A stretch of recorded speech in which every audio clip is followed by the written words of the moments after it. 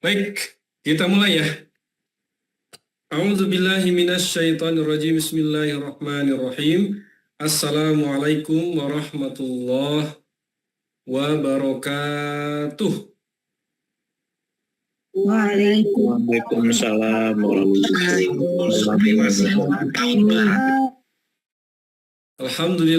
Alhamdulillahirabbil alamin. Hamdan katsiran thayyiban mubarakan fihi kama yuhibbu rabbuna wa yarda. Asyhadu an la ilaha illallah wahdahu la syarikalah wa asyhadu anna Muhammadan abduhu wa rasuluh. Allahumma salli ala Muhammad wa ala ali Muhammad. Rabbi shrah li sadri wa yassir li amri wahlul 'uqdatam min lisani yafqahu qawli. Alhamdulillah, puji syukur kita panjatkan kepada Allah Subhanahu wa taala kembali di malam hari ini. Di malam Rabu, Bapak Ibu, kita kembali berjumpa, bertatap secara virtual, ya lewat majelis kita bersama, yaitu Hijrah Bersama UAS. Mudah-mudahan saya mendoakan Bapak Ibu semuanya yang hadir pada malam hari ini, dari manapun asalnya, mudah-mudahan dalam kondisi yang sehat walafiat, ya, baik fisik ataupun hatinya begitu, ataupun juga dompetnya, semuanya sehat ya, amin ya rahman amin. Yang punya hutang, Allah segera lunaskan hutang-hutangnya. Yang sedang sakit, Allah sembuhkan sakitnya. Sembuh sesembuh-sembuhnya, tidak ada lagi bekas. Dan mudah-mudahan juga menjadi penyebab Allah ampunkan dari segala dosa-dosa karena sebab sakitnya. Alhamdulillah Bapak Ibu, kembali kita berjumpa di majelis kita pada hari ini. Ya, kita akan belajar kembali dengan guru kita, Tuan Guru Ustaz Abdul Somad. Ya, saya yakin Bapak Ibu sudah nggak sabar. Saya izin Bapak Ibu mengkonfirmasi beberapa hal ya. Pertama, saya ingin tahu dulu yang sudah hadir 300 orang ya lewat Zoom ini. Ada yang baru pertama kali ikut? Coba katakan saya di kolom komentar. Yang baru pertama kali ikut. Saya, Bapak Eka Putra, Bapak Samsul, 1, 2, 3, 4, 5, 6, 7, 8, 9.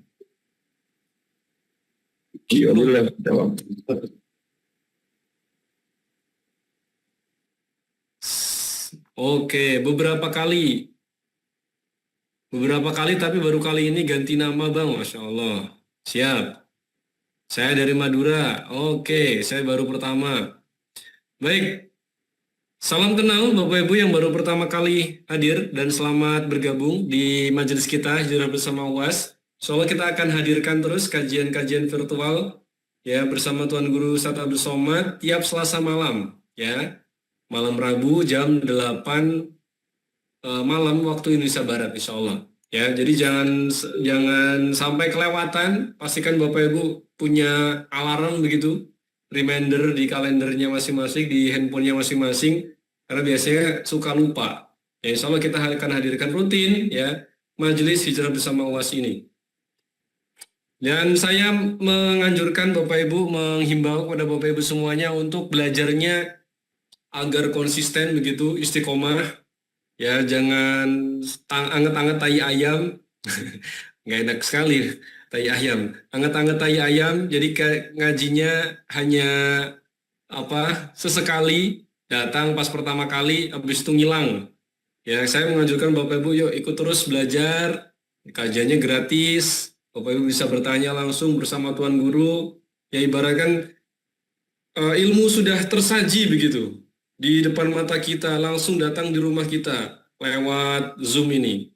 Harusnya kita amat sangat bersyukur ya bisa belajar langsung. Ya beda cerita kalau kita baca sirah, ya baca sejarah para alim ulama itu kalau mau belajar harus menempuh ratusan kilo, ribuan kilo, ya bertemu syekh, bertemu guru-guru.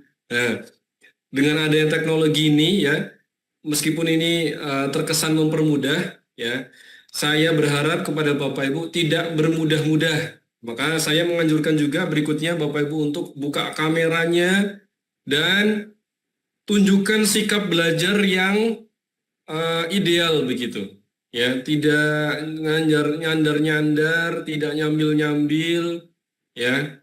Tunjukkan sikap belajar yang siap, sigap untuk menyimak Ya, pastikan Bapak Ibu sadar penuh dan sadar utuh ya menyimak kajian pada malam hari ini dengan penuh kesadaran. Saya ingin dapat ilmu dari Tuan Guru, saya ingin mengamalkan ilmunya, saya ingin mengajarkan ilmunya. Ya, jangan sampai ilmu yang disampaikan hanya masuk keluar lagi gitu. Ya, mudah-mudahan Bapak Ibu ilmu yang disampaikan bisa menghujam dalam dada kita, ya, bisa menjadi sebuah amal dan menjadi sebuah pahala. Ya, pastikan Bapak Ibu juga menyiapkan perangkat untuk mungkin nyatet, ya, bisa pakai buku, ya, karena tidak ada ilmu, eh, tidak bisa kita ikat ilmu itu kecuali dengan pena. Ya, pastikan Bapak Ibu siapkan buku catatan. Akan sangat luar biasa kalau Bapak Ibu rutin setiap pekan tuh ngaji, Bapak Ibu punya catatannya. Ya, saya nyatat terus tuh di tab ini. Ya, jadi pastikan Bapak Ibu nyatet ya. Nanti di murojaah ulang dengan harapan Bapak Ibu selain untuk diri kita menghilangkan kebodohan diri kita niatkan juga untuk menghilangkan kebodohan orang lain. Ya, orang-orang terdekat kita lah, kita bisa sampaikan ulang ke anak, ke saudara, ke pasangan, kita sampaikan ulang. Ya, apalagi tema malam hari ini Bapak Ibu berkaitan dengan masih menyinggung tentang koamnya suami, ya, tentang kepemimpinan seorang suami. Judulnya apa ya malam ini ya? Saya cek dulu, kok saya lupa. Malam hari ini kita akan membahas tentang cukupkah nafkah hanya uang. Ya, kita akan bahas tentang eh, kesalahan-kesalahan fatal suami begitu. Ya, saya yakin Bapak Ibu sudah nggak sabar. Mari kita sama-sama membaca ta'awudz dan basmalah untuk memulai majlis kita pada malam hari ini. A'udzu billahi minasyaitonir rajim. Bismillahirrahmanirrahim. Dan doa tolabul ilmi. Rabbi zidna ilman warzuqna fahman. Allahumma faqihna fiddin wa alimna ta'wil. Baik Bapak Ibu, sudah siap mau belajar? Siap? Coba kasih saya emoticon yang menandakan kesiapan Bapak Ibu untuk belajar. Di kolom komentar pilih emoticon terbaiknya. Kalau Bapak Ibu sudah siap belajar. Ada yang pakai jempol, ada yang pakai love, silakan. Ada yang pakai, jempolnya banyak banget. Siap ya? Siap buku catatan semuanya? Oke. Barakallahu fikum. Ya, mudah-mudahan Bapak Ibu menyimak dari awal sampai akhir nanti bisa sepenuhnya eh, memahami begitu, tidak setengah-setengah. Bapak Ibu 30 menit kita akan mendengarkan materi dan setelah itu akan masuk ke sesi interaktif, sesi tanya jawab. Bapak Ibu berkesempatan untuk bertanya, Bapak Ibu berkesempatan untuk interaksi langsung. Jadi jangan lewatkan kesempatan ini ya. Hanya untuk orang-orang yang open kamera yang kami persilahkan untuk bisa bertanya. Jadi yang tidak open kamera, mohon maaf, tidak dapat kesempatan. Jadi yuk open kameranya. Ini selain dalam rangka bisa tahu ya siapa yang sedang menyimak, ini juga salah satu wujud adab kita dengan ilmu dan ahli ilmu begitu. Ya, kita pengen Bapak Ibu seolah-olah sedang belajar langsung bertatap muka. Ya, meskipun malam hari ini kita ngajinya virtual. Saya mengajak Bapak Ibu untuk open kameranya. Karena Tuan Guru melihat langsung di layar kaca Bapak Ibu semuanya kelihatan. Ya, jangan sampai Bapak Ibu ada yang buka aurat juga ya. Jangan sampai ada buka aurat. Kalau ada yang buka aurat ditutup saja. Oke, langsung saja kepada yang kami muliakan Tuan Guru Abdul Somad, kami persilahkan. Bismillahirrahmanirrahim. Assalamualaikum warahmatullahi wabarakatuh. Alhamdulillah, Allahumma salli ala Sayyidina Muhammad wa ala ali Sayyidina Muhammad. Allahumma alimna ma ya'una wa bima 'allamtana innaka antal alimul hakim. Rabbi shrah li sadri wa yassir li amri wa hlul 'uqdatam min lisani yafqahu qawli. Bapak Ibu, abang kakak adik sahabat jamaah hijrah bersama Ustaz Abdul Somad yang dimuliakan Allah Subhanahu wa taala. Judul kita malam ini, cukupkah nafkah hanya uang? Cukupkah nafkah hanya uang? Pembahasan yang pertama, makna nafkah. Nafkah itu diambil dari 3 huruf. Biasanya, lazimnya, dalam bahasa Arab itu diambil dari 3 huruf. Sujud, sajada. Makan, akala. Minum, syariba. Hadir, hadara. Nafkah, nafaqa. Nafaq itu artinya tunnel, terowongan. Makanya kalau kita di Saudi Arabia, itu gunung-gunung itu kan dilobangi. Itu ada tertulis di atas tunnel atau nafaq. Kenapa nafkah itu satu akar kata dengan terowongan? Karena terowongan itu ada pintu masuk, ada pintu keluar. Begitu juga dengan nafkah itu. Ada income, ada input, ada output. Ada duit masuk, ada duit keluar. Jadi kalau disebut dia nafkah, masih satu akar kata dengan infak. Infak itu memang uang. Materi. Ngasih makan, nasi gandum, kurma, ngasih minum susu, teh manis, kopi, madu, yang berbau materi. Apakah itu dalam bentuk uang zaman Nabi, duitnya dinar, duit emas, dirham, duit perak. Itu disebut dengan nafkah. Jadi memang yang namanya nafkah itu duit atau benda atau materi. Jadi kalau pertanyaannya cukupkah nafkah itu hanya uang? Ya nafkah itu memang uang. Adapun istilah nafkah batin itu orang Indonesia yang buat. Perhatian, pendidikan, itu tidak masuk dalam kategori nafkah. Jadi saya mau menjelaskan supaya tidak rancu bahwa nafkah adalah materi, benda, makanan, pakaian, tempat tinggal. Ini disebut dengan nafkah.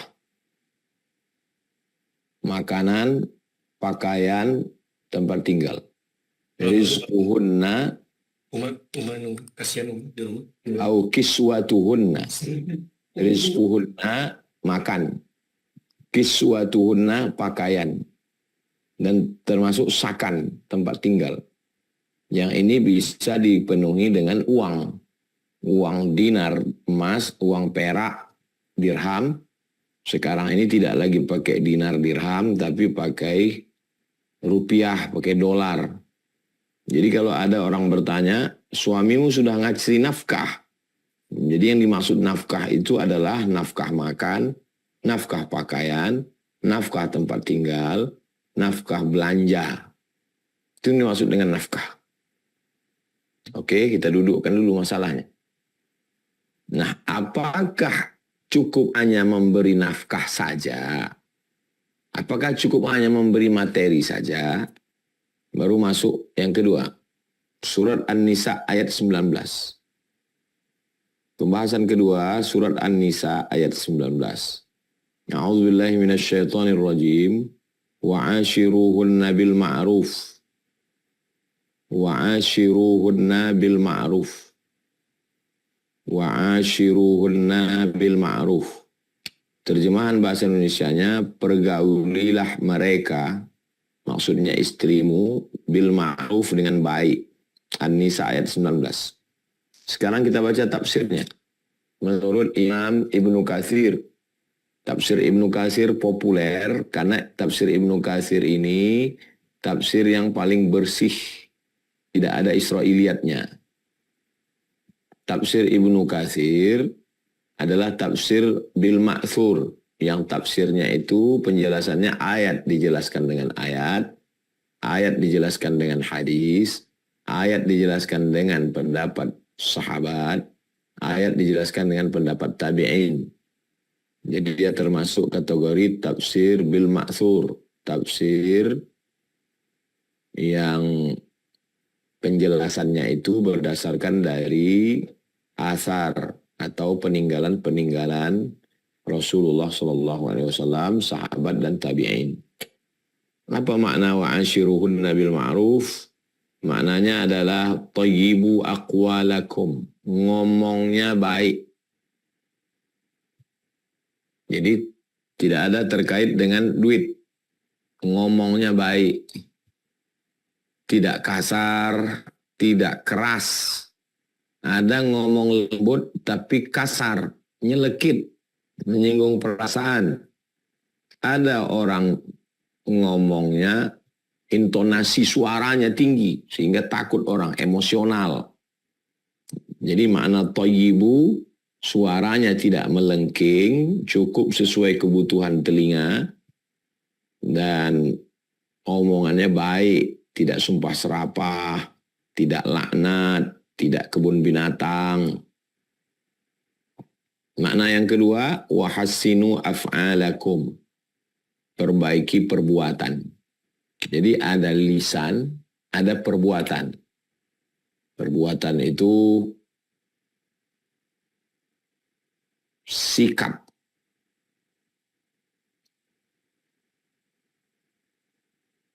Af'al, perbuatan. Lalu kemudian maknanya yang ketiga, wahayatikum. Hayat adalah bagaimana bawaan, bentuk. Ada orang bentuknya itu petantang petenteng. Dari bentuknya aja kita udah nggak srek kita ini, betul. Ngomong nggak nengok muka orang, lain yang disalam, lain yang dilihat, pandangan sinis, tangan masuk ke dalam kantong, muka. Ada itu hayat namanya. Jadi 3 yang mesti diperbaiki.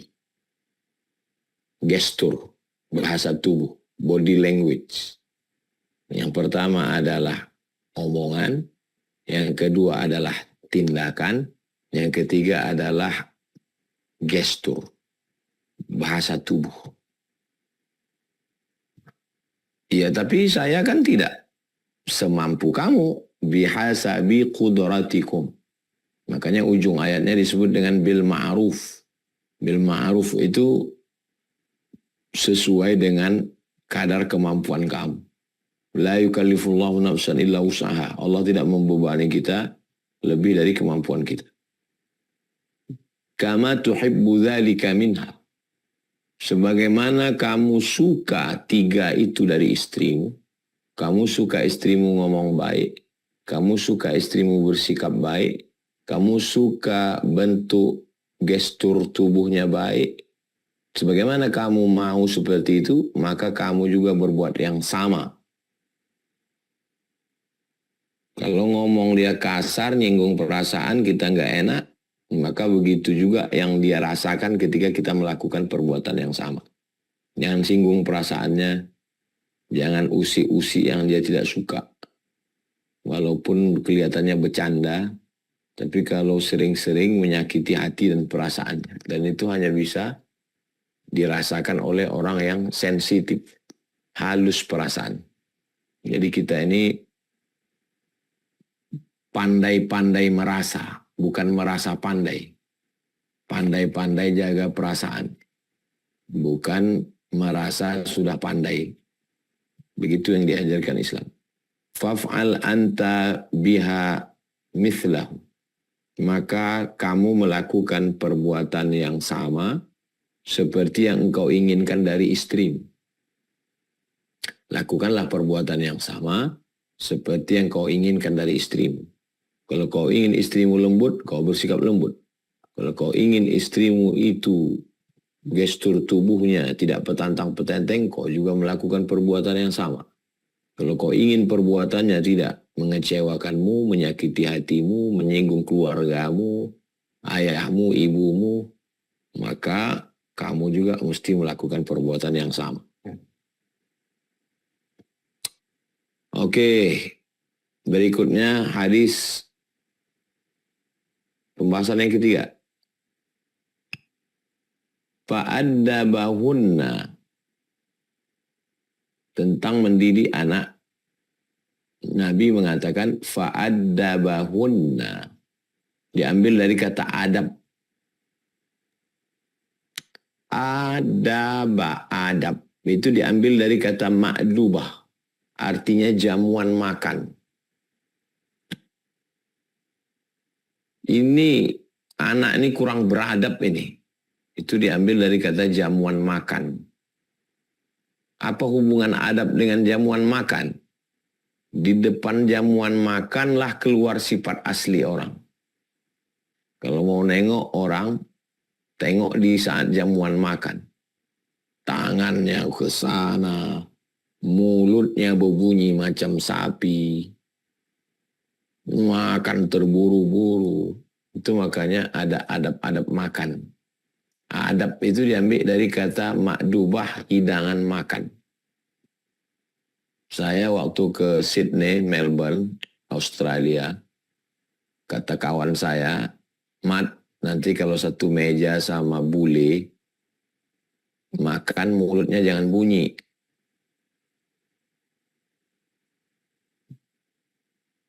Bagus kawan saya ini menasihati saya supaya saya jangan malu.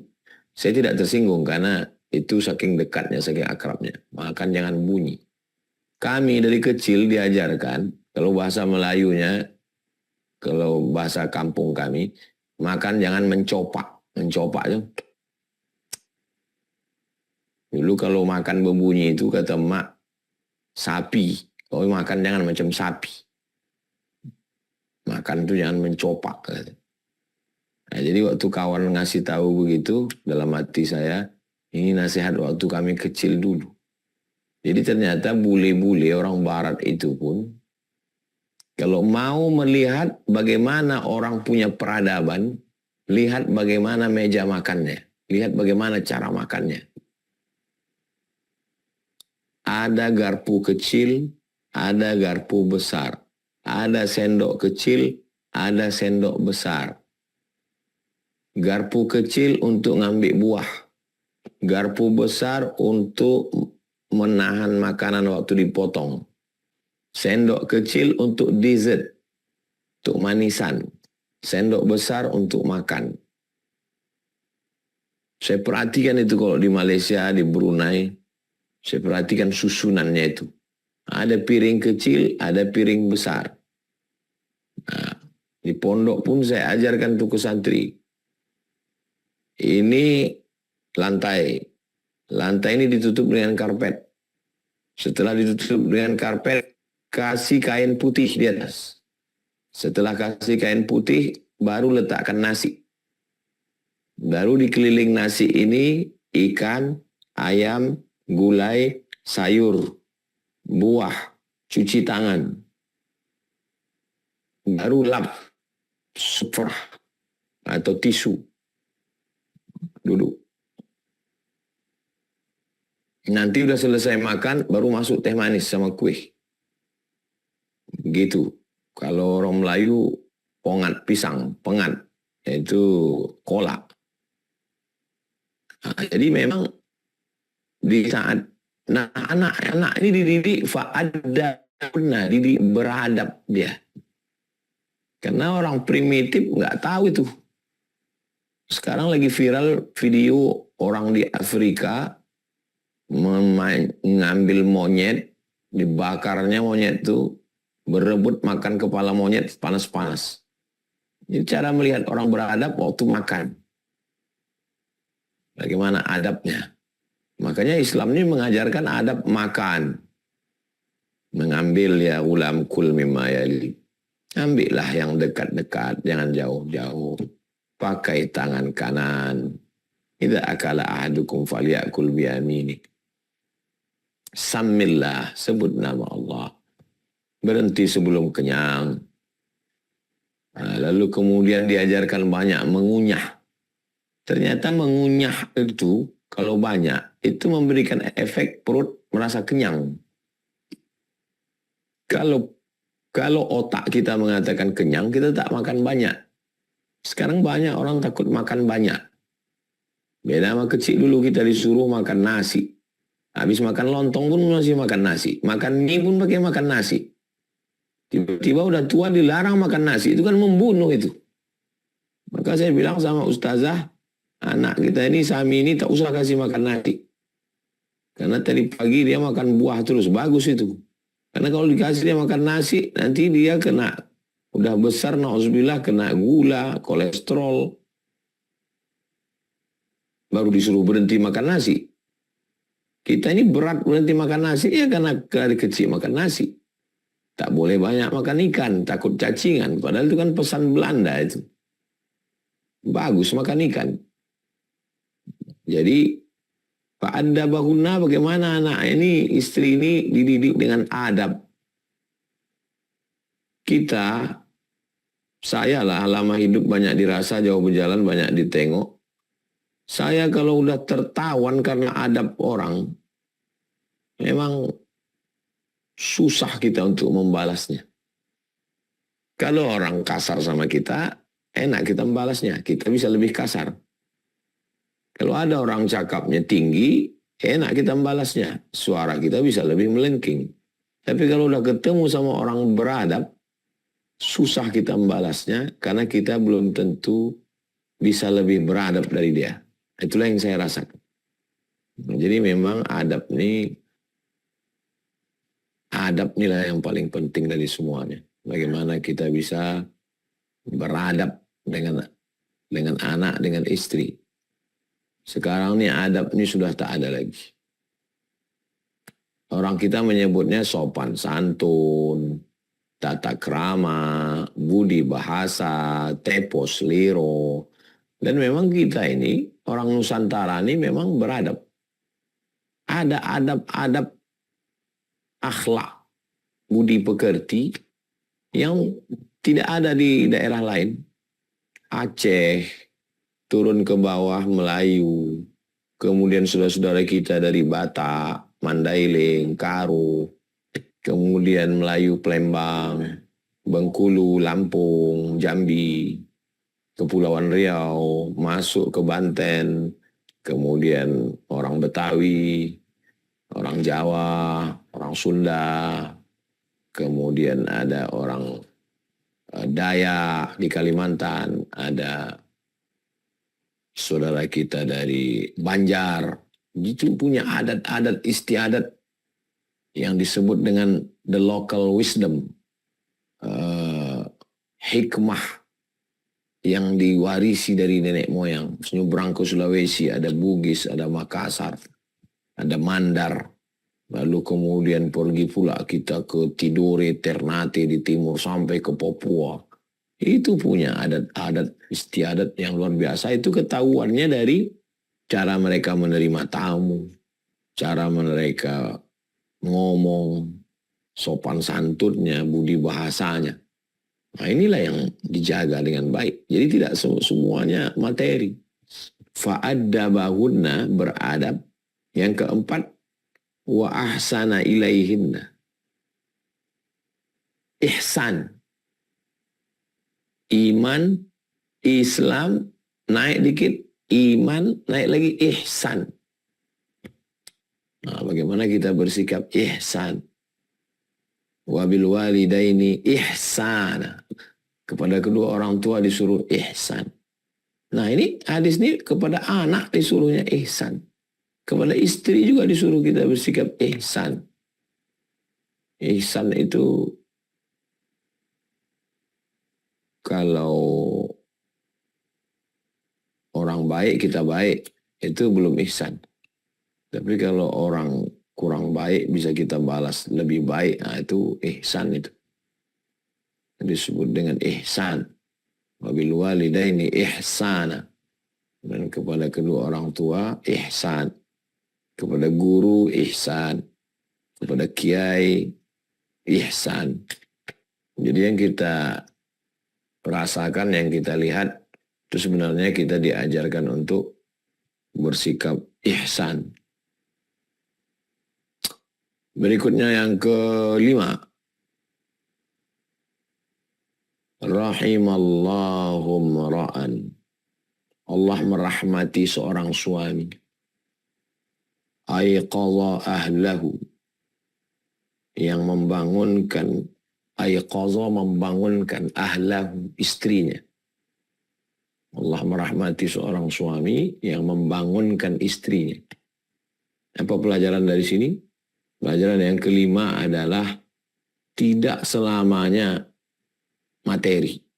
Saya sudah belikan pakaian, saya sudah belikan rumah, saya sudah belikan cincin, tapi ada yang belum. Mengajaknya sholat, mengajarkan baca Quran.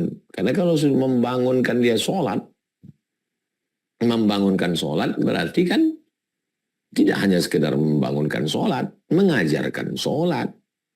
Sholat itu tidak sah kalau tidak Fatihahnya betul, berarti mengajarkan Al-Fatihah.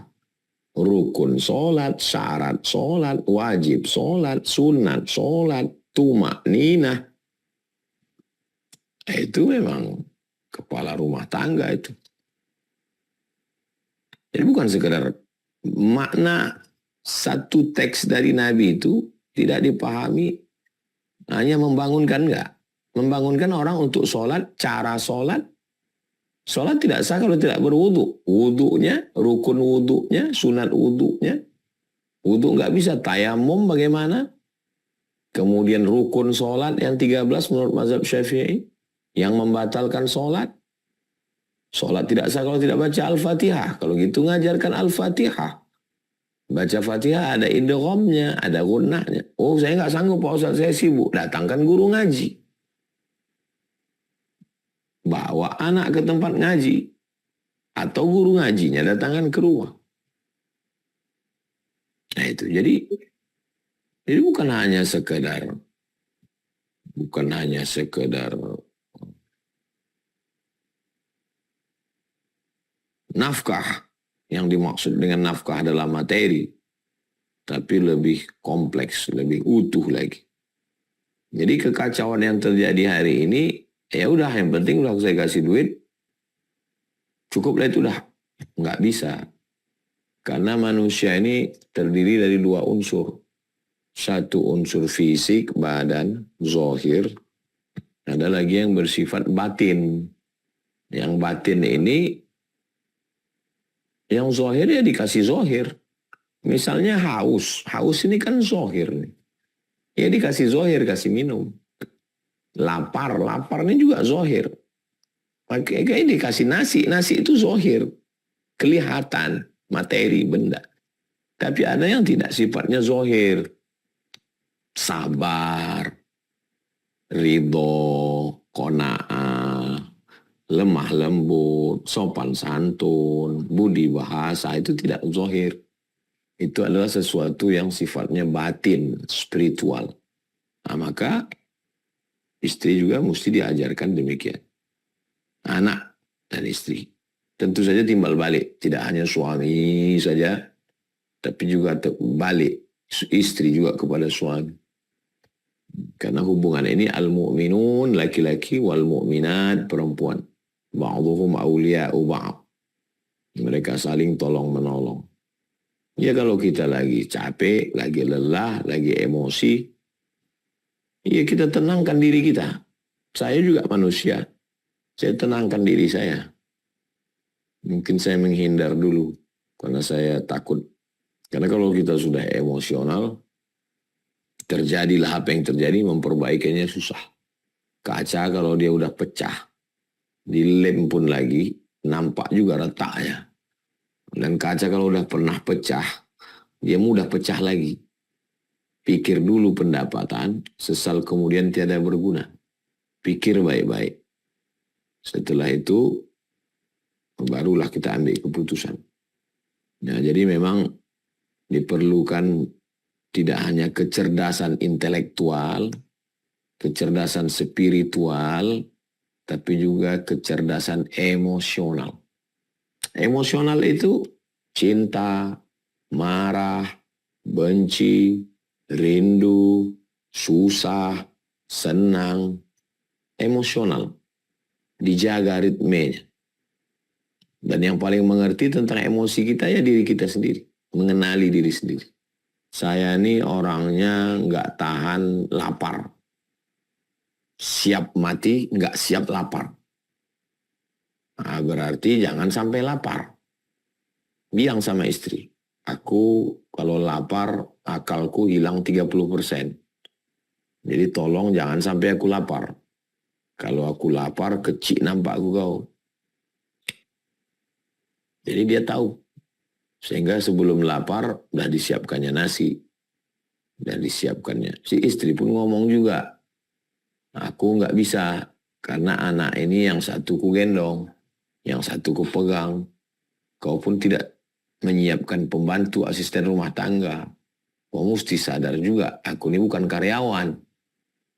Nah, jadi kalau yang satu mempertahankan aku mesti ada nasi jam segini, yang satu mengatakan nggak bisa, akhirnya ditinjunya kepala bininya karena kopi lupa ngasih gula. Itu kalau sudah ditinju kepalanya, gimana mau baik lagi?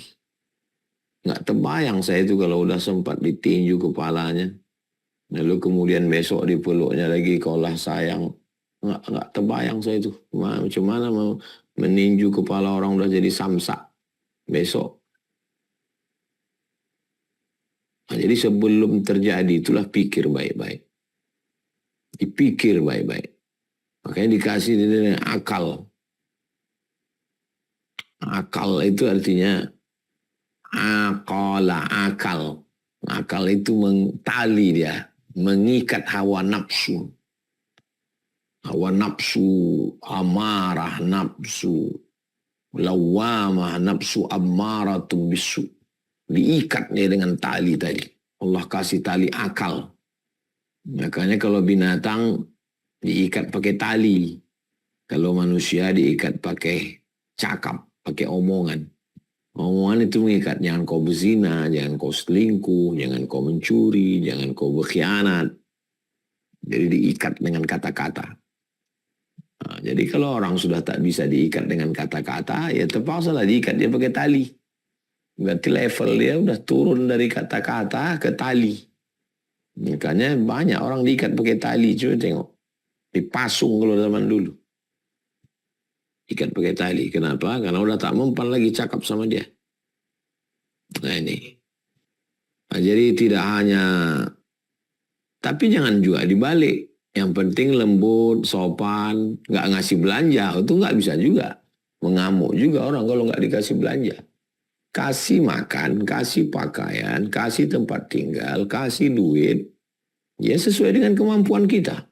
Itulah pentingnya ta'aruf itu. Waktu ta'aruf itu bukan hanya cerita suka makan apa. Bukan itu substansinya. Mau dikasih belanja berapa? Sabar enggak? Anak orang kaya dia. Kata pesan sahabat saya dulu, Ustadz Johar Arifin. Kalau bisa jangan sampai garam kita tak terasanya karena dia air laut katanya. Air laut itu kan kalau kita kasih garam nggak terasanya garam kita. Apa maksudnya? Iya kan dia anak orang kaya. Belanjanya dikasih orang tuanya 10 juta. Lalu kisah ngasih 1 juta kan nggak terasanya. Itu dari awal udah dibicarakan. Aku ini tidak sekaya bapakmu. Kemampuanku cuma ngasih 1 juta. Karena gajiku 2 juta. Aku 1 juta. Dia 1 juta. Nah, jadi dia faham duluan. Nggak bisa kita paksa dia susah. Kau mesti susah macam aku. Ya nggak bisa. Siapa mau susah? Yang bisa itu adalah memahamkan orang lain. Nggak bisa menyatukan 2 orang. Orang yang berbeda mau disatukan nggak bisa. Yang bisa itu adalah memahamkan orang. Untuk bisa bersatu. Tentu ya ada kurang lebihnya. Ini lebih, ini kurang, ini sedang, ini kecil. Kenapa dibuat ada lebih kurang itu? Ya supaya dia bisa bersama. Bisa bersama itu kan ada lebih kurang. Kalau berlebih semua nggak bisa bersama. Dia bisa bersama-sama. Ini kan ada lebih kurang. Ada yang lebih, ada yang kurang. Maka bisa bersama. Makanya ya, kami ini ada kurang lebihnya Pak Ustadz. Iyalah ada yang lebih, ada yang kurang. Yang kurang melengkapi yang lebih melengkapi yang kurang. Lalu dia bisa bersama.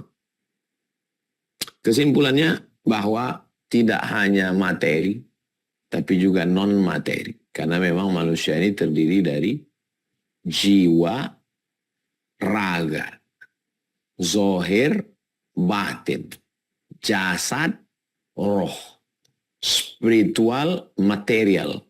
Jadi dalam peradaban apapun yang namanya dua-dua itu tetap ada. Jadi kalau ada orang hanya zohirnya saja, materinya saja, berarti dia tidak memahami dengan baik. Itu pengantar dialog kita malam ini. Sampai jam 20.40. Saya serahkan ke Bang Alvin untuk berikutnya. Terima kasih. Assalamualaikum warahmatullahi wabarakatuh. Waalaikumsalam warahmatullahi wabarakatuh. Insyaallah, tabarakallah. Terima kasih Tuan Guru atas pencerahannya. Luar biasa, mudah-mudahan apa yang disampaikan menjadi ilmu buat kita semuanya, bisa kita pahami, bisa kita amalkan. Amin Allahumma amin.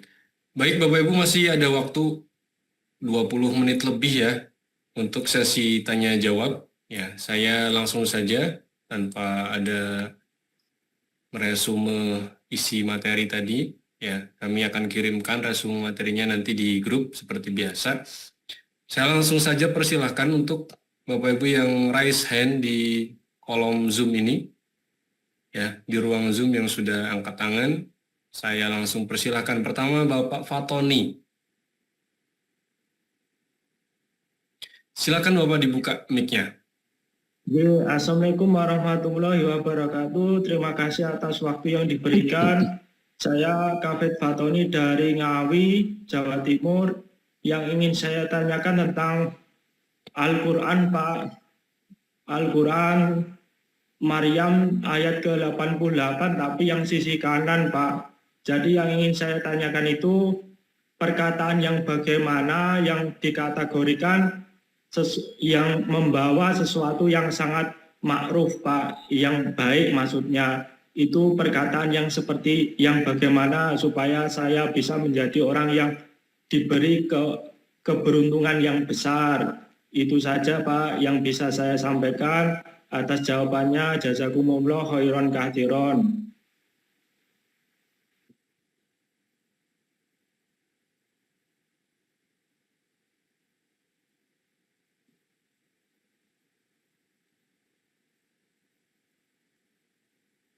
Wa qalu ittakhadhar rahmanu walada. Mereka berkata Allah mengangkat anak. Itu Maryam 88. Iya Pak.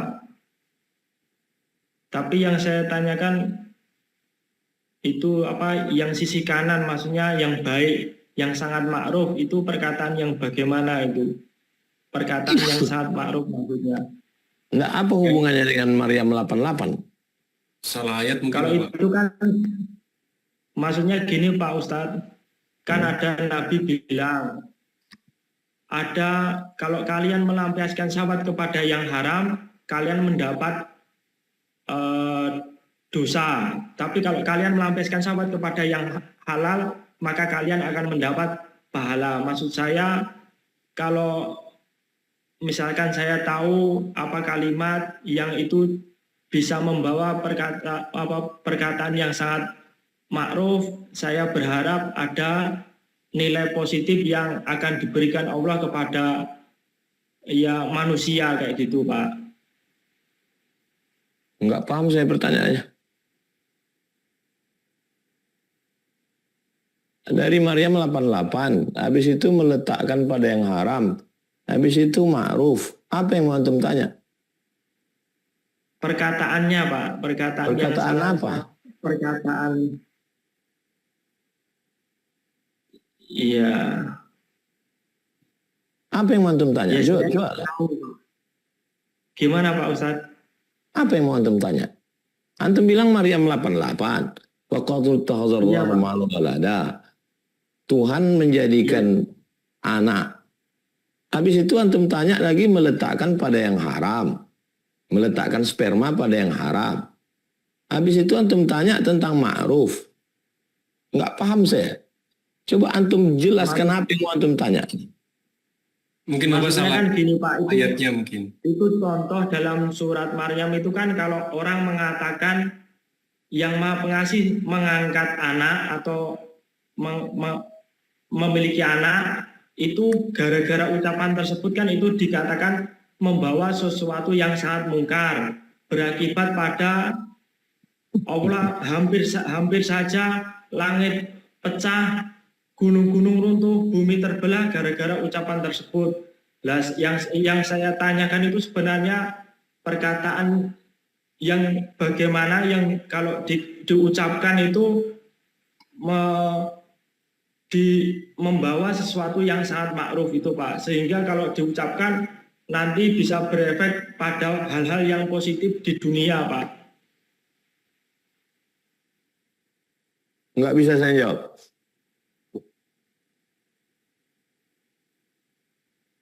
Oke, sementara sampai sini dulu Bapak ya. Nanti kalau ada pertanyaan lanjutan bisa. Jazakumullah khairan katsiran Pak Ustadz. Wa'iyyakum, barakallahu fikum. Baik, saya lanjutkan langsung penanya berikutnya. Bapak Ibu diperjelas ya, kalau misalkan dalam menyampaikannya sulit, lebih baik ditulis, disampaikan ulang lewat tulisan. Saya persilakan berikutnya Ibu Rohmah.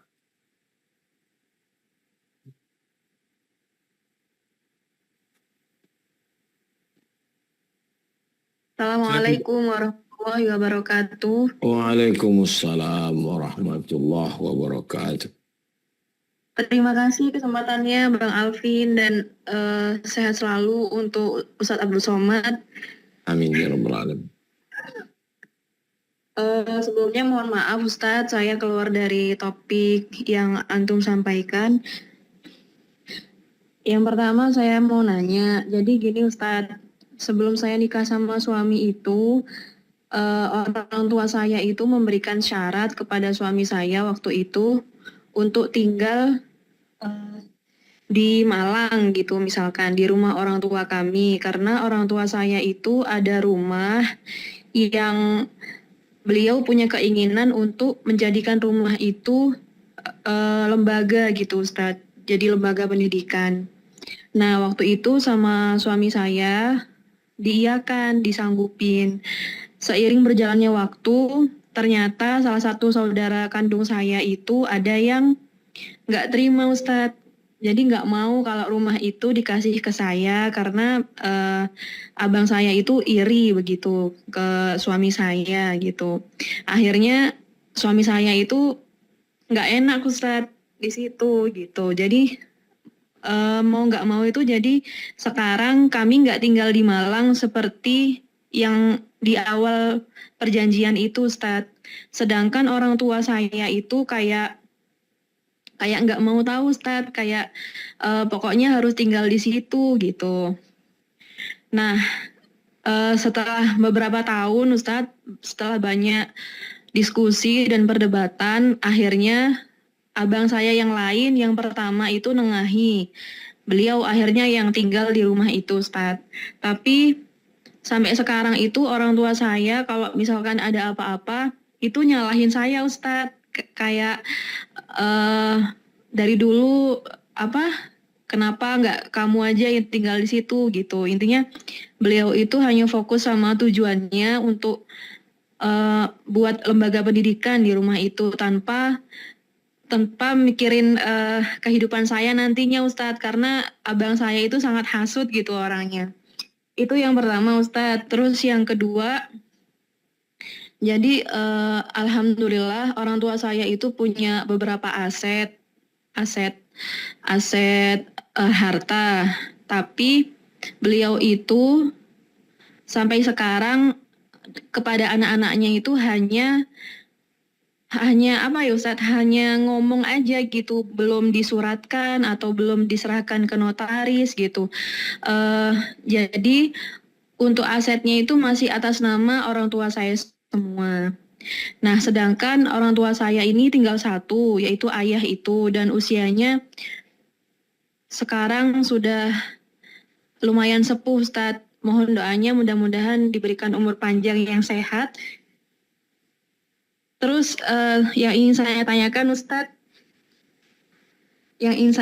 itu gimana sikap saya dan saudara-saudara saya kepada orang tua saya ini biar asetnya itu gimana ya Ustadz? Karena kami punya saudara yang hasut begitu Ustadz. Kayaknya tuh kalau naudzubillah min dzalik, kalau orang tua saya nggak ada, kayaknya makin runyam kalau masalah harta ini gitu Ustadz. Sedangkan kami tuh nggak enak mau ngomong perihal sensitif seperti ini. Kurang lebih begitu Ustadz yang ingin saya tanyakan. Terima kasih sebelumnya. Dan untuk jawabannya jazakumullah ahsanal jaza. Assalamualaikum warahmatullahi wabarakatuh. Waalaikumsalam warahmatullahi wabarakatuh. Yang pertama, walladzina hum li amanatihim wa ahdihim ra'un. Orang beriman itu menunaikan amanah dan janji. Orang yang tidak menunaikan janji, wa idza tumina khana. Kalau dia tidak menunaikan amanah berarti dia pengkhianat. Termasuk dalam golongan orang munafik. Orang munafik, innal munafiqina fid darkil asfali minan nar. Letaknya adalah keraknya neraka. Jadi kalau sudah janji, tunaikan. Dua, tidak bisa menunaikan janji karena infrastrukturnya tidak ada. Saya tidak bisa tinggal di Malang karena tidak ada rumah. Maka tidak bisa ditunaikan janji karena tidak cukup syarat. Ya, tidak bisa ditunaikan janji karena tidak cukup syarat. Maka untuk menyelesaikannya harus duduk. Duduk bersama, kasih tahu. Saya, Pak, Bu, tidak bisa tinggal di sini karena syaratnya dulu mesti ada rumah. Sekarang rumahnya nggak ada. Jadi tidak bisa saya tunaikan. Saya tidak mampu untuk menyiapkan infrastrukturnya. Yang ketiga, ittaqullah, takutlah kamu kepada Allah, wa'dilu baina auladikum, bersikap adil. Bersikap adillah di antara anak-anak. Supaya anak ini tidak putus tali silaturahim. Karena kalau anak-anak ini sampai cucu putus silaturahim gara-gara orang tua yang tidak adil, itu akan menyebabkan dosa jariah. Yang keempat, adapun orang tua yang hanya berbicara tanpa menuliskan di depan notaris, itu tidak bermakna di pengadilan. Ini untuk kamu, ini untuk kamu, ini untuk itu nggak ada gunanya karena orang sekarang tidak takut sama Allah, tidak takut sama Tuhan. Nanti setelah meninggal yang berlaku, maka Islam memberikan solusi. Tidak ada akta notaris, tidak ada hitam di atas putih, tidak ada materai 10.000. Maka berlakulah hukum Islam, hukum waris. Kalau Allah sampaikan ajal almarhum meninggal, ayah, ibu, orang tua, ya harta warisan dibagi menurut faraid, menurut hukum fikih. Ditulis semua nama ahli waris, kakak nomor 1, nomor 2, nomor 3, diserahkan ke pengadilan agama kabupaten, kota Malang, kabupaten kota, lalu hakim menjelaskan kakak nomor 1 dapat sekian, nomor sekian, menantu tidak dapat. Jadi tulis saja semua ahli waris, cucu tidak dapat karena ada anak. Itu semua akan ditetapkan oleh hakim sehingga tidak ada konflik. Al-hakim yarfa'ul khilaf. Keputusan hakim akan mengangkat konflik. Orang tua jaga baik-baik, silaturahim keluarga dijaga dengan baik. Insya Allah kalau orang tua meninggal sampai umurnya dibagi secara fikih faraid, selesai masalah. Karena Islam ini menyelesaikan masalah. Semua masalah keluarga, ekonomi, politik, sosial, ketika Islam datang, insya Allah selesai.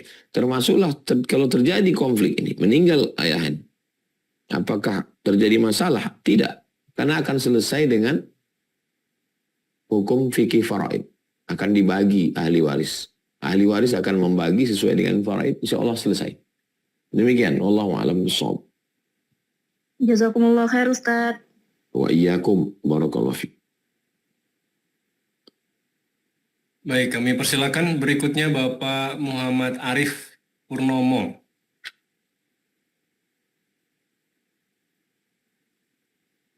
Baik Ustadz, Terima kasih atas waktunya. Assalamualaikum warahmatullahi wabarakatuh. Waalaikumsalam.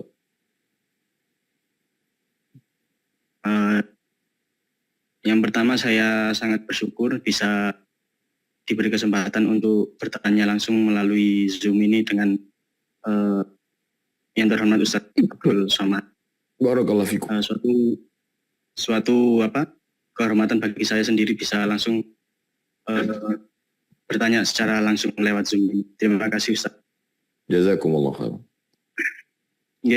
Mungkin yang ingin saya tanyakan Ustadz, ini kan saya baru aja menikah sudah 2,5 tahun dan alhamdulillah sudah dikaruniai satu orang anak. Ya. Nah, yang ingin saya tanyakan untuk kondisi sekarang ini kan masih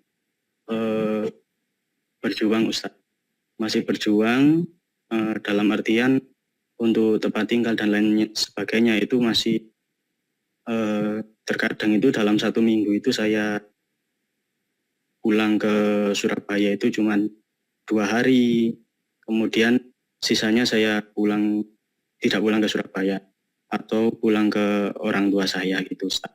Nah saya ingin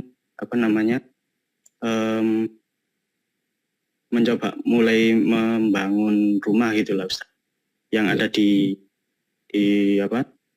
wilayah orang tua saya, dan kebetulan di samping rumah ini ada lahan kosong. Nah, namun istri saya coba saya bujuk untuk bisa ikut dengan saya, membantu dengan saya, tapi seakan kayak sulit gitu Ustaz. Nah ini di sini saya bingung, apakah saya harus mengikuti alurnya kemauan istri saya atau saya harus memaksakan kehendak saya supaya saya bisa segera punya rumah, kemudian dengan pertimbangan pekerjaan istri saya juga harus dilepas, artinya yang bekerja cuma saya saja gitu. Mohon arahan dan bimbingannya. Jazakumullah. Wa iyyakum. Setiap memutuskan sesuatu, diambil kertas, digaris di tengah, sebelah kiri negatifnya, sebelah kanan positif. Positifnya ini. Negatifnya ini. Nanti duduk kita berdua membahas itu. Kalau ikut dengan saya buat rumah di sini, berarti kamu berhenti kerja. Cuman saya yang cari nafkah.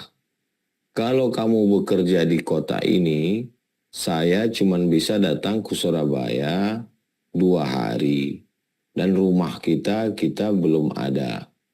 Kalau di sini, ini untungnya. Ruginya ini. Positifnya ini. Kalau di sini, ini negatif. Terus kalau kita di model gaya begini, kamu kerja di kota ini, saya di kota ini, saya pulangnya 2 hari dalam sepekan. Gangguan pikiran, tidak ketemu tiap hari. Mungkin secara keuangan bisa lebih banyak karena mesinnya hidup 2 bekerja. Tapi pikiran tidak fokus. Kalau kamu ikut saya, kamu berhenti. Nah, maka setelah dipaparkan ini positif negatif ini, musyawarah wa amruhum syura bainahum. Jadi suami dengan istri itu pun juga musyawarah, bukan berarti mentang-mentang laki-laki. Musyawarah. Saya di rumah hanya hari Selasa, Rabu, Kamis. Jumat, Sabtu, Ahad, Senin saya pergi.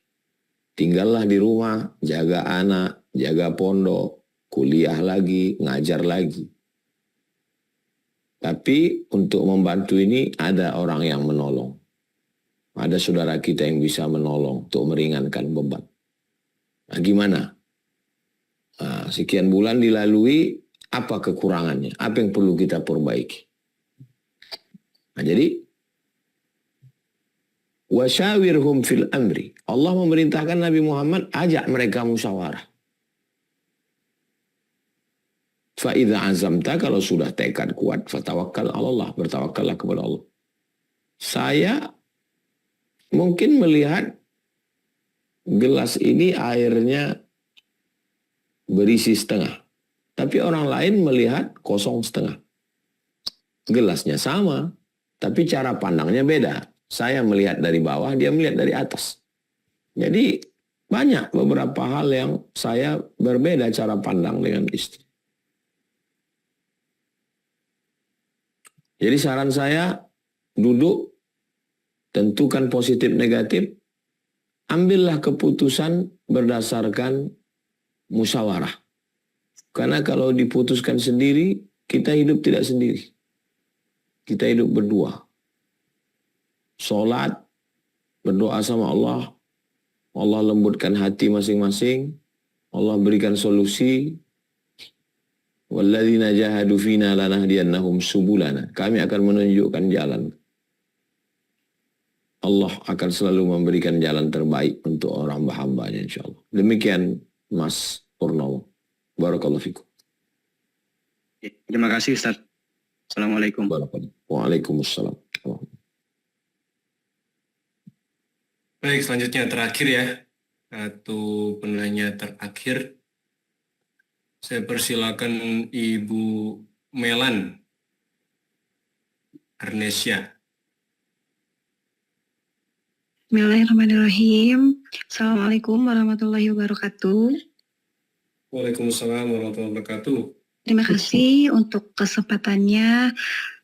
Sekarang saya mau tanya Pak Ustadz, berhubungan dengan nafkah untuk keluarga. Kebetulan saya sebagai seorang ibu tunggal yang menafkahi orang anak. Saya mau bertanya, saya bekerja di sebuah lembaga yang salah satunya ada kucuran dana bantuan. Nah, dalam bantuan tersebut, yang ngasih bantuan itu kan memiliki banyak juknisnya. Misalkan peruntukan untuk gaji, contohnya 40%. Tapi pada kenyataannya, gaji itu hampir 90% dari dana bantuan tersebut. Sementara untuk laporan dituntut untuk sesuai juknisnya. Nah, apakah hal tersebut dibilang korupsi atau uang tersebut dikatakan haram, sementara uang tersebut memang dipakai untuk gaji karyawan kebanyakannya gitu. Itu kan dibagikan untuk para karyawan dan dimakan oleh keluarganya. Nah, apakah itu digolongkan uangnya haram gitu, Ustaz? Karena memang untuk juknisnya tidak boleh misalkan ya untuk gaji, tapi kenyataannya uang bantuan tersebut dipakai untuk gaji karena tidak ada lagi dana yang lain gitu, Ustaz. Ya. Ya, sekian pertanyaannya. Wassalamualaikum warahmatullahi wabarakatuh. Waalaikumsalam warahmatullahi wabarakatuh. Saya diperintahkan ke Jakarta dengan harga tiket pesawat 2 juta dengan kursi bisnis supaya saya nyaman. Lalu kemudian saya beli tiket pesawat yang ekonomi dan pesawatnya pesawat yang biasa aja. Harga tiketnya 1 juta. Yang 1 juta lagi itu punya siapa? Punya saya. Karena saya lebih memilih uang daripada kenyamanan. Saya tidak korupsi. Saya tidak markup. Saya tidak memakan duit negara. Karena memang budget untuk saya 1 juta. Tapi saya lebih memilih untuk tidak nyaman di pesawat, tapi saya nyaman dapat duitnya. Nanti pulang saya belikan ke pampers anak, ke susu anak. Misal nih, misal. Jadi secara Islam, dia tidak makan uang haram. Tapi kalau ada pemeriksaan dari Inspektorat Jenderal, kalau ada pemeriksaan dari Badan Pemeriksa Keuangan, maka itu temuan. Jadi jangan nanti ketika temuan, lalu dikatakan, ini gara-gara ikut pendapat Ustadz kemarin. Saya mau kita sadar, ngerti, antara cara pandang negara untuk menggunakan uang negara ini. Misalnya saya pegawai, disuruh untuk membeli tisu yang harganya satu kotak 10.000. Satu box 10.000. Lalu ada orang jual tisu 5.000. Saya beli yang 5.000, dapat 100 box. Tapi kalau saya beli yang 10.000, cuma dapat 50. Saya berpikir, dapat 100 kan bisa banyak yang makai, bisa lama. Saya tidak makan uang negara. Tapi itu penyalahgunaan. Karena sudah ada standarnya. Memang standarnya harus yang tisu 10.000. Jangan beli tisu yang 5.000. Mereknya udah ada. Merek airnya ini. Kualitasnya ini. Begitu juga dengan juknisnya gaji hanya 40%. Tapi pada prakteknya dipakai 90% untuk gaji. Dan nggak ada korupsi, nggak ada makan haram. Memang gaji itu dipakai untuk belanja istri, untuk anak. Secara Islam, secara tauhid, dia tidak sedang makan haram. Tapi secara aturan, nanti dia bisa kena. Saya cuma mau menyadarkan kita semua bahwa kita sedang berada pada aturan yang berbeda. Jadi bagaimana solusinya? Ya solusinya orang-orang pemilik kebijakan ini harus duduk menyelesaikan ini. Kalau tidak nanti orang akan bohong, akan terjebak terus. Jadi banyak masalah yang mesti diselesaikan. Termasuklah model-model masalah yang begini. Kalau tidak nanti orang yang sudah hijrah itu dia dilema. Secara agama dia sudah betul, tapi secara negara dia berdosa. Atau secara negara betul, secara agama dia berdosa. Sehingga kacau pikirannya, kacau hati. Demikian. Wallahu a'lam bishawab. Ya, barakallahu fikum. Terima kasih Ustaz. Jazakumullah. Baik, jazakumullah khairan kasiran pada Tuan Guru Ustaz Abdul Somad yang sudah bersamai kita sampai jam 9 lewat ini. Masya Allah, banyak ilmu yang bisa kita dapatkan pada malam hari ini. Mudah-mudahan ilmu-ilmu yang sudah disampaikan menjadi penenang hati buat kita, menjadi sesuatu yang bermanfaat insya Allah, dan menjadi pahala untuk Tuan Ustaz Abdul Somad, Tuan Guru Ustaz Abdul Somad, dan tentunya Bapak Ibu, apa-apa yang sudah disampaikan kita juga meniatkan supaya bisa kita sampaikan ulang gitu. Soalnya nanti resumenya kami akan kirimkan via grup WA. Bapak Ibu, kami mohon maaf untuk Bapak Ibu yang belum dapat kesempatan ya. Kami mohon maaf karena waktu terbatas ya. Mudah-mudahan di lain kesempatan ya kita bisa berdialog, berdiskusi kembali untuk Bapak Ibu bisa bertanya jawab langsung bersama Tuan Guru. Insyaallah sampai jumpa nanti di pekan depan. Sebelum saya tutup dan kita mendengarkan kalimat penutup dan doa bersama dari Tuan Guru, saya mengajak Bapak Ibu untuk terlibat Bapak Ibu di program yang Alhamdulillah insya Allah kita sedang melakukan bersama-sama secara berjamaah, yaitu pembangunan Pondok Pesantren Az-Zahra. Ya Bapak Ibu bisa ikut kontribusi berwakaf atas nama diri sendiri atau atas nama orang tua. Bapak Ibu bisa kontribusi mulai dari Rp10.000. Cara Bapak Ibu kontribusi bisa klik link yang saya bagikan di kolom chat sidak.id/UAS sidak.id/UAS. Ya Bapak Ibu, nanti ketika klik link itu akan diarahkan ke sebuah halaman yang tampilannya seperti ini Bapak Ibu. Ya, Alhamdulillah sudah terhimpun cukup banyak. Ini semua atas doa dan kontribusi Bapak Ibu semuanya. Bagi Bapak Ibu yang ingin ikut terlibat, insya Allah semua transparansi dana kami tampilkan di sini begitu. Bisa langsung klik wakaf sekarang, pilih nominal wakafnya, bisa mulai dari 10.000 rupiah, mohon maaf, 10.000 rupiah sampai tak terbatas begitu. Nah, kalau sudah pilih nominalnya, Bapak Ibu bisa pilih nomor rekening atau metode pembayarannya, dan setelah itu klik bayar. Nanti nama Bapak Ibu akan tercantum di sini. Nah, ya, ada Ibu Arbaiyah, Masya Allah, hamba Allah 100.000 rupiah, ada semua tercatat ya. Jadi pastikan Bapak Ibu transfernya sesuai dengan nominal supaya tercatat di sini. Dan Bapak Ibu di sini juga bisa ikut sedekah rutin. Sedekah rutin bisa mulai dari 1.000 rupiah. 1.000 rupiah. Contoh ya, misal Bapak Ibu mau sedekah setiap hari, tiap subuh jam 5 dengan donasi 1.000-an.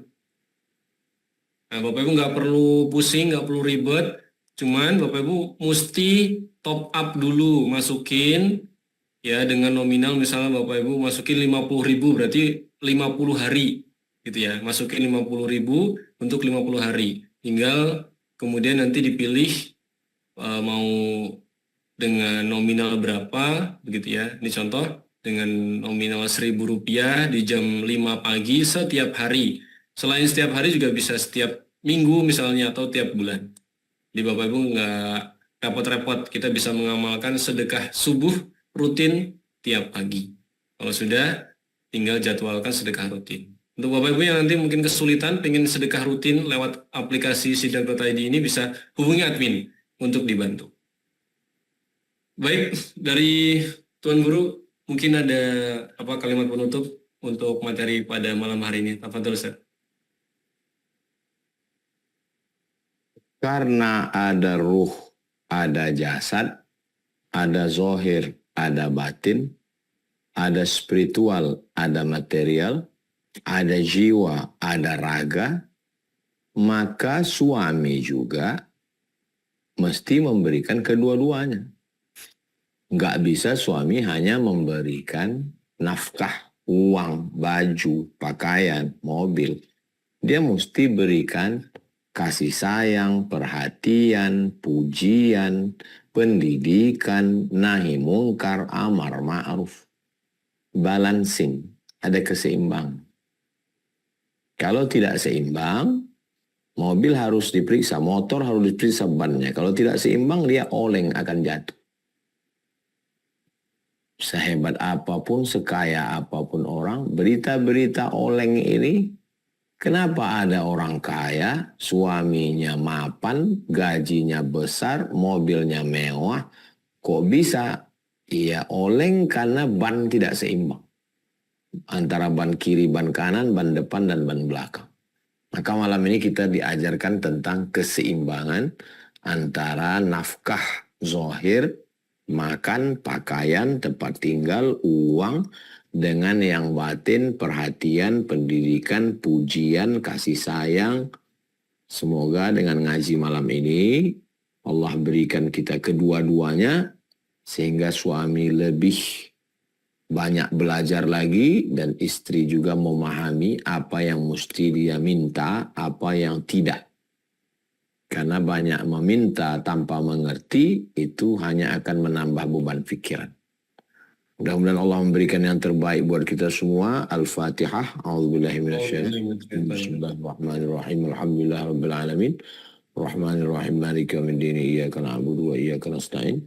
Ihdinas siratal mustaqim. Siratal ladzina an'amta 'alaihim ghairil maghdubi 'alaihim waladdallin. Amin. Allahumma shalli 'ala sayyidina Muhammad wa 'ala ali sayyidina Muhammad. Allahumma anzilis sakinata fi qulubina, masukkan ketenangan ke dalam hati kami sehingga pikiran kami jadi tenang, pandangan kami jadi tenang, keputusan-keputusan kami jadi tenang, keluarga kami pun menjadi keluarga yang tenang. Ausi' arzaqana, lapangkan rezeki kami, washrah sudurana, lapangkan hati kami. Rabbana taqabbal minna, terima segala amal kami. Waj'alna minar rasyidin, jadikan kami orang yang lurus berpikir, lurus berkata, lurus mengambil tindakan. Rabbana fil lana dzunubana wa liwalidayna warhamhuma kama rabbayani shaghira. kama rabbayana shaghira wa sallallahu ala sayyidina Muhammad wa ala alihi wasallam walhamdulillahi rabbil alamin. Terima kasih, mohon maaf. Wassalamualaikum warahmatullahi wabarakatuh. Waalaikumsalam warahmatullahi wabarakatuh. Jazakumullah khairan kasiran Iyyakum. pada guru kami yang kami muliakan, Tuan Guru Ustadz Somad. Semoga ilmu yang disampaikan menjadi amal jariah untuk Ustadz dan keluarga. Amin Allahumma amin. Terima kasih juga untuk Bapak Ibu yang standby sampai di menit 20 di jam 21.15 ini. Semoga Bapak Ibu semua istiqomah. Saya mohon pamit, undur diri dan mohon maaf ketika memandu jalannya acara pada malam hari ini mungkin terdapat banyak kekurangan. Ya insya Allah kita jumpa lagi di pekan depan, di Selasa depan. Kita akan kembali belajar di Hijrah bersama UAS. Sekali lagi saya mohon maaf Bapak Ibu, kita cukupkan dengan membaca Alhamdulillah, Alhamdulillahirabbil alamin dan doa kafaratul majlis, subhanakallahumma bihamdika asyhadu an la ilaha illa anta astaghfiruka wa atubu ilaik. Saya akhiri, assalamualaikum warahmatullahi wabarakatuh.